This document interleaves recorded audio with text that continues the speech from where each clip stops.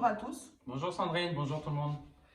Nous faisons cette deuxième vidéo sur l'urbanisme pour remettre un petit peu les points sur les i, les barres sur les t, et puis pour vous parler pas du PLU actuel, acté, mais celui qui est en cours d'étude et qui devrait être acté dans les trimestres à venir par la municipalité en cours.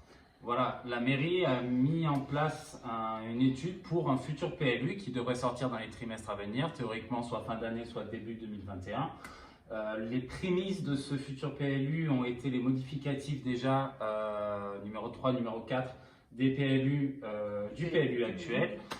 Donc, on l'avait expliqué brièvement la dernière fois concernant les constructions Geoffrey, donc actées par la mairie actuelle pour la construction de Terra Nova, sachant aussi que COSI et Révélation, les permis de construire ont été signés après 2015. Et en l'occurrence, dans le quartier Carlin, les quartiers de la Formiga aussi, qui ont eu droit à un modificatif du PLU. Et il y a eu une chose par contre qu'on a oublié de parler, c'était le quartier de la Jonquière, les terrains de la Jonquière, où justement il y a eu un modificatif, là non pas du PLU, mais par rapport au sentier communal qui passe sur le quartier Jonquière, où la mairie justement a publié un rapport et des conclusions que vous trouverez sur Internet, suivant un arrêté du 9 juillet 2018, concernant la vente donc, de 6 933 mètres carrés de terrain à la Jonquière pour la construction de 10 villas et un immeuble de 6 appartements, d'où le fait qu'il fallait déplacer ce sentier communal parce qu'il gênait la construction de tout ça. Donc ça a été acté aussi, et par rapport à toutes ces modifications-là, on a pu comprendre que c'était vraiment le prémisse du futur PLU qui allait sortir bientôt,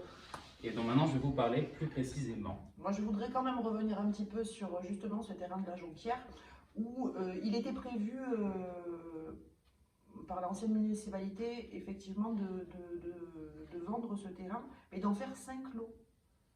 Voilà, 5 lots, maximum 5 lots pour avoir 5 villas individuelles, et pas pour se retrouver dans la colline avec un immeuble de 6 logements et avec 10 villas individuelles qui auront aussi des piscines privatives.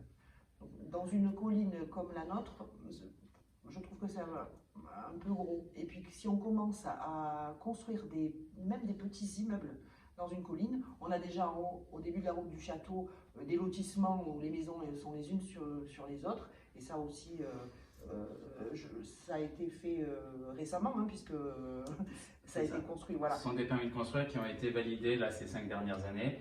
Et justement, le futur PLU, donc, qui est où vous pouvez voir les idées, on va dire les grandes idées et les points les plus importants et les détails de ces points-là sur le site de la mairie.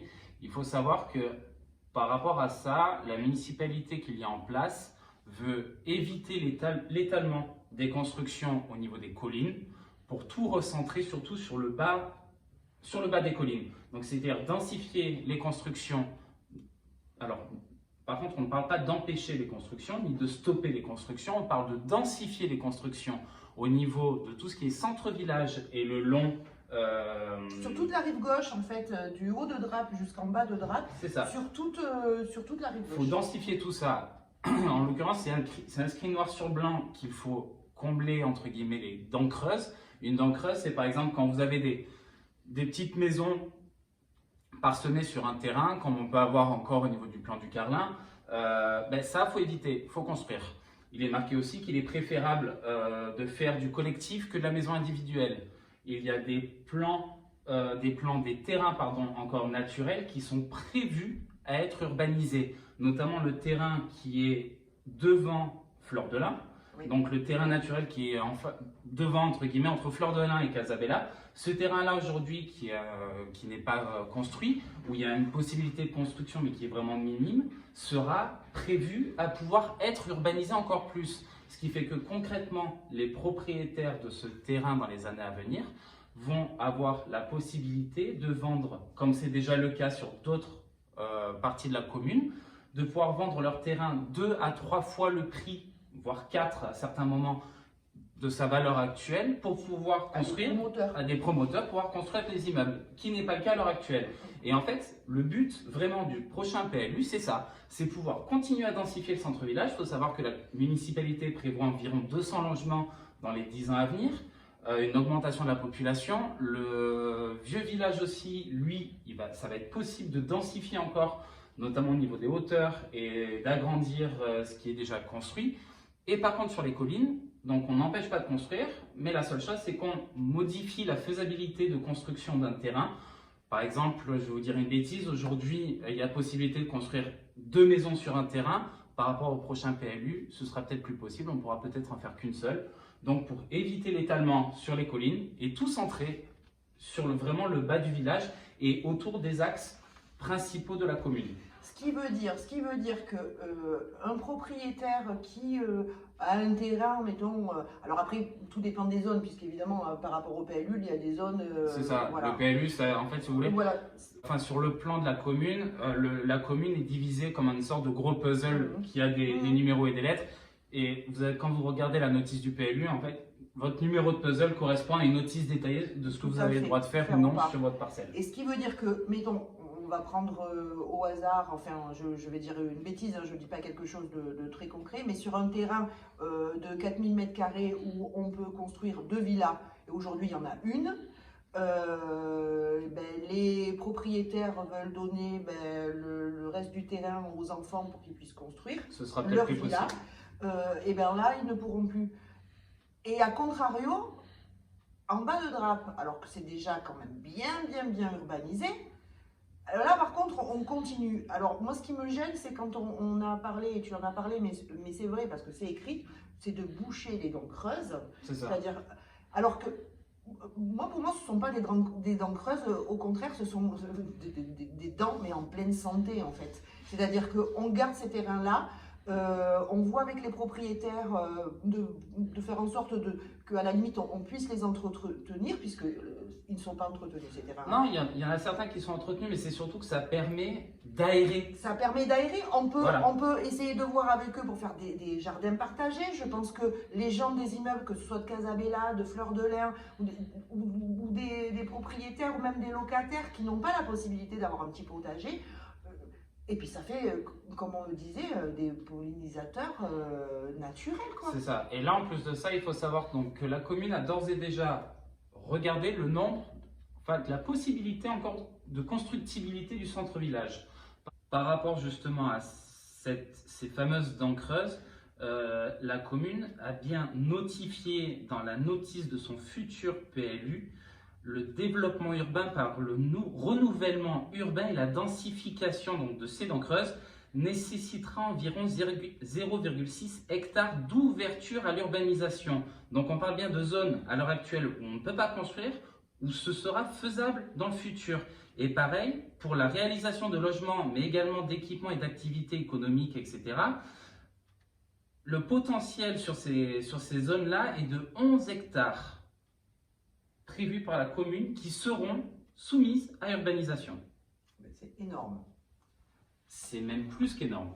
Parce que là, en l'occurrence, on se rend bien compte déjà au niveau du centre-village que on n'y arrive plus. On n'arrive plus à circuler, on n'arrive plus à se garer. Alors, il y a des parkings qui sont en train d'être faits, d'accord, mais ça ne va pas solutionner le problème. Non, c'est sûr. L'école, tout le monde est d'accord jusqu'à présent pour dire que pour l'accessibilité de l'école, c'est un cauchemar. Pour se garer devant l'école, c'est un cauchemar. Pour amener ou pour aller récupérer ses enfants, c'est un cauchemar. Et l'école est trop petite. Et imaginez avec 500 habitants en plus, sachant que là, on a 300 logements livrés, on en prévoit 200 de plus, ça veut dire 500 logements en moyenne. Il faut savoir que là, sur les 300 logements prévus entre Terranova et Rive-Gauche, il n'y a que 3 studios.